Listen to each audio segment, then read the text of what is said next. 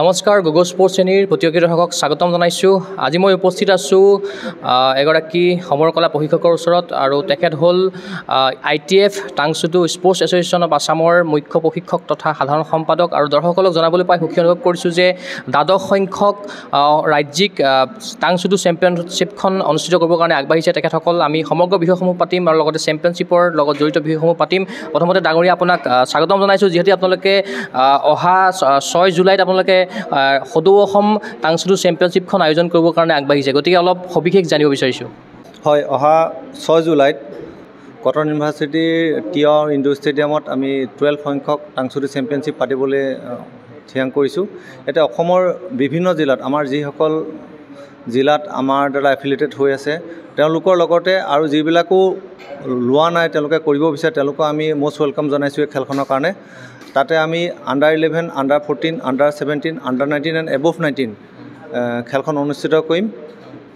যিহেতু এই খেলখনৰ পৰাই আমি আগন্তুক যিখন আমাৰ নেশ্যনেল চেম্পিয়নশ্বিপ হ'ব তাৰ কাৰণে আমি ষ্টুডেণ্ট ছিলেক্ট কৰিম। আৰু এখন আমাৰ অল ইণ্ডিয়া ছেমিনাৰ আছে, টাংচুটো ছেমিনাৰখনতে আমাক খুব সম্ভৱ আমি ইণ্টাৰনেশ্যনেল খেলৰ কাৰণে তাতে ষ্টুডেণ্ট ছিলেক্ট কৰা হ'ব, সেইটোকে প্ৰিপেৰেশ্যনটো কৰা হৈছে। হয়, আৰু কিমানখনমান জিলাই ইয়াতে অংশগ্ৰহণ কৰিব বুলি আপুনি আশা প্ৰকাশ কৰিছে আৰু লগতে কিমানমান খেলুৱৈ হ'ব বুলি আশা প্ৰকাশ কৰিছে?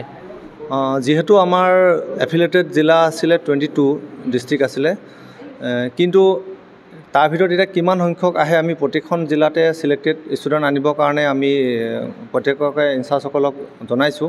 তথাপিও আমি ছিলেক্টেড ষ্টুডেণ্ট হিচাপে more than 200 মানে 200 to 300ৰ ভিতৰত আমি এক্সপেক্ট কৰিছোঁ। যিহেতু এদিনীয়া খেল হয়, এদিনৰ ভিতৰতে আমি গোটেই খেলখন সমাপ্ত কৰিব লাগিব, সেই গতিকে আমি মেক্সিমাম 300ৰ এক্সপেক্ট কৰিছোঁ। হয়, যিহেতু বৰ বেছি দিন নাই, মাজত মাত্ৰ কেইটামান দিনহে আছে, গতিকে জিলাই জিলাই কেনেকুৱা ধৰণৰ প্ৰস্তুতি চলিছে, আপুনি কি খবৰ পাইছে? আমাৰ যিসকল এফিলিয়েটেড জিলা আছে প্ৰত্যেকখনতে অলৰেডি ল'ৰা ছিলেকশ্যন কৰা আছে, তেওঁলোকে গ্ৰুপৰ কাৰণে আহিবৰ কাৰণে আমাক প্ৰত্যেকে ল'ৰাৰ লিষ্টবিলাক জনাই আছে। তেওঁলোকে কিছুমান ডিষ্ট্ৰিক্টত যিখন ডিষ্ট্ৰিক্টত বেছি ষ্টুডেণ্ট তেওঁলোকৰ ছিলেকশ্যনো অলৰেডি ট্ৰায়েল হৈ গৈছে, আৰু সেই হিচাপত তেওঁলোকে গ্ৰুপ কেটেগৰী যিটো আমি বনাইছোঁ বা আমাৰ যিটো নেশ্যনেল ফেডাৰেশ্যনৰ যিটো গ্ৰুপ কেটেগৰী আছে সেই কেটেগৰী মতে আমাৰ ষ্টুডেণ্টবিলাক খেল কৰা হ'ব। হয়, কটন বিশ্ববিদ্যালয়ত অনুষ্ঠিত হ'ব খেলখন? হয় হয়, নিশ্চয় কটন বিশ্ববিদ্যালয়ত টিয় ইনডোৰ ষ্টেডিয়ামত অনুষ্ঠিত হ'ব এই খেলখন। হয়, কেইটা বজাৰ পৰা আৰম্ভ হ'ব খেলসমূহ আৰু কেইখন মেটত হ'ব?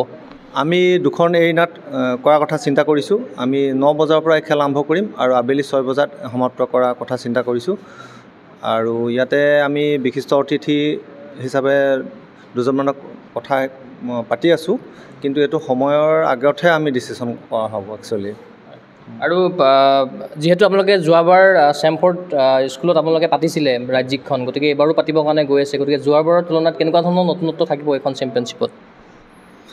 যোৱাবাৰ যথেষ্ট সংখ্যক ষ্টুডেণ্ট হৈছিলে, কিন্তু প্ৰত্যেকবাৰতে আমি যিমান পাৰোঁ ষ্টুডেণ্ট যেনেকৈ আমি আগৰবাৰ খেলাইছোঁ, এইবাৰ ছিলেকশ্যন কৰি আনি পিনি যাতে আমি ভাল ল'ৰাবিলাকক আমি উলিয়াই আনিব পাৰোঁ তাৰে প্ৰচেষ্টা চলি আছে খেলখনত। হয়, আৰু পঞ্জীয়ন প্ৰক্ৰিয়া কিবা ৰাখিছে নেকি, কিবা নিয়ম নীতি আছে নেকি?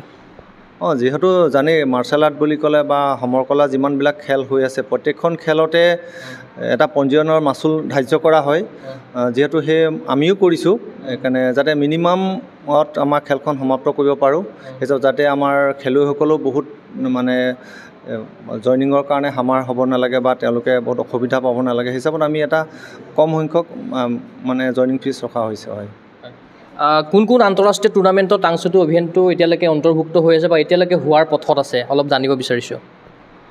আমাৰ ইণ্টাৰনেশ্যনেল খেলৰ হিচাপে আমাৰ এছিয়ান চেম্পিয়নশ্বিপৰ যিটো মুখ্য কাৰ্যালয় ইৰাণত আছে, আমাৰ তাৰ প্ৰস্তুতি চলাই আছোঁ আমি, যাতে এছিয়ান চেম্পিয়নশ্বিপ এখন ইণ্ডিয়াত পতাৰ কথা ভবা আছোঁ, আৰু সেইখনৰ পিছতে ৱৰ্ল্ড চেম্পিয়নশ্বিপৰ কথাও চিন্তা কৰি আছে। আমাৰ ফেডাৰেশ্যনৰ হেড দেৱেন্দ্ৰ দত্ত গৌড়, তেখেতৰ আমাক জানিবলৈ দিয়া মতে তেওঁতো গোটেইখিনিৰ লগতে কথা পাতি আছে বা ৱৰ্ল্ডৰ গ্ৰেণ্ড মাষ্টাৰ লগতো কথা পাতিছে, যাতে আমি ইণ্ডিয়াত আমাৰ খেলকেইখন অনুষ্ঠিত কৰিব পৰা যাতে পাৰোঁ, তাৰ আমি মানে কথা বতৰা চলি থকা হৈছে। হয়, আৰু নেশ্যনেল গেমছত আমাৰ এতিয়ালৈকে নেশ্যনেল গেমছত ইনক্লুড হোৱা নাই, আগন্তুক ভৱিষ্যতে কথা চলি আছে, দেখা যাওক কি হয়, সময়ে ক'ব গোটেই বস্তুটো। হয়, যেহেতু আপোনালোক অসম অলিম্পিকৰ আণ্ডাৰত আছে, আপোনালোক অসম অলিম্পিকৰ এটা স্বীকৃতিপ্ৰাপ্ত সংস্থা হয়, গতিকে অসম অলিম্পিকে প্ৰতিযোগিতা পতাৰ ক্ষেত্ৰত বা কেনেকুৱা ধৰণৰ সহায় সহযোগিতা কৰি আহিছে বিগত সময়ত বা আগন্তুক সময়ত কেনেকুৱা ধৰণৰ প্ৰতিশ্ৰুতি প্ৰদান কৰিছে?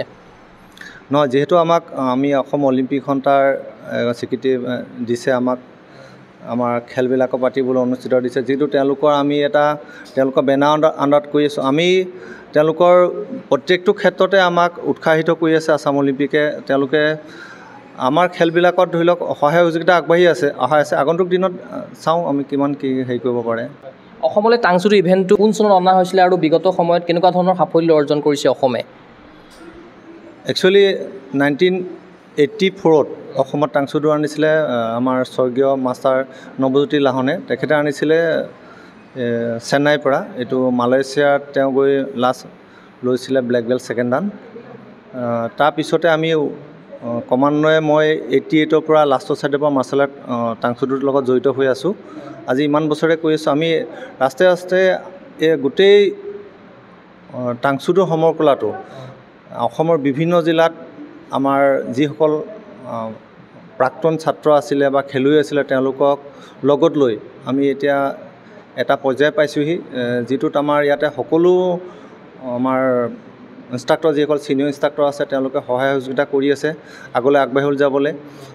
আমি এতিয়া চেষ্টা কৰি আছোঁ আমাৰ অসমৰ পৰা যাতে আমি 2-4জন ষ্টুডেণ্ট আমি বাহিৰত নি খেলাব পাৰোঁ, তাৰে আশা কৰি আছোঁ। হয়, ধৰি লওক আন্তঃৰাষ্ট্ৰীয় পৰ্যায়লৈ লৈ যোৱাৰ ক্ষেত্ৰত কিবা অসুবিধাৰ সন্মুখীন হৈছে নেকি আপোনালোক এতিয়া টাংচুটো খেলুৱৈসকলক?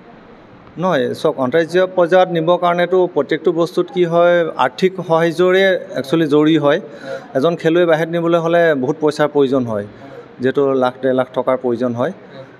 কিন্তু এতিয়ালৈকে আমাৰ যিজন লাষ্ট ছিলেক্ট হৈছিলে, ছিলেক্ট হোৱাৰ পিছত আমাৰ খেলখন নহ'ল, কোৰিয়াত হোৱাৰ কথা আছিলে। যিহেতু ক'ভিড আহি গ'ল, ক'ভিড অহাৰ কাৰণে আমাৰ গোটেই খেলবিলাক পষ্টপন হৈ গ'ল। এতিয়া নেক্সট আৰু আছে আগন্তুক খেলত, সেইবিলাক চাওঁ কি হয়, কোন ছিলেক্ট হয়। ছিলেকশ্যনৰ হোৱাৰ পিছতে আমি যদি এছ'চিয়েশ্যনে পাৰোঁ আমি সহায় কৰিম। যদি আমাৰ ইচ্ছুক ছাত্ৰ ছাত্ৰীয়ে যদি খেলুৱৈ বাহিৰত যাবলৈ ইচ্ছা কৰে বা তেওঁলোকে যদি ছিলেকশ্যন হয় তেতিয়া নিশ্চয় আমি সহায় কৰিম। হয়, টাংচুটো খেলিও মানুহে কৰ্মসংস্থাপন বা এনেকুৱা ধৰণৰ নিজকে সংস্থাপিত কৰিব পাৰে, স্ক'প পূৰা আছে। হয় হয়, নিশ্চয়। এতিয়া আমি বহুত দেখিছোঁ, ধৰি লওক বোলে কয় ৰিকগনাইজ নন ৰিকগনাইজৰ কথা আহি পৰে কিছুমান ক্ষেত্ৰত। কৈছে যে নন ৰিকগনাইজ গেম খেলিলে গভৰ্ণমেণ্টত চাকৰি নাপায় বা স্কুল কলেজত মানে কি হয় এডমিশ্যন নাপায়। কিন্তু এইটো কথা সঁচা নহয়। এইটো কথাটো হৈছে পাৰফৰ্মেঞ্চৰ ওপৰত কথা। আমাৰ ছাত্ৰ ছাত্ৰীয়ে টাংচুটো চাৰ্টিফিকেট দি আমাৰ গুৱাহাটী কমাৰ্চ কলেজৰ পৰা কমাৰ্চ BCom কৰি ওলাই গৈছে।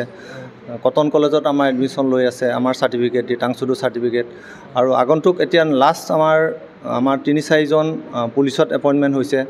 2জন ছাব ইনস্পেক্টৰ হিচাপে আছে, এজন কামাণ্ডো আছে, এজন ধৰি লওক ৰেচন হ'ল, তেখেতৰ দিন হ'ল, তেখেতে দিল্লী আৰ্মিত কৰি আছে। ধৰি লওক চব মাৰ্চেল আৰ্টৰ থ্ৰুৱেদিয়ে হৈছে।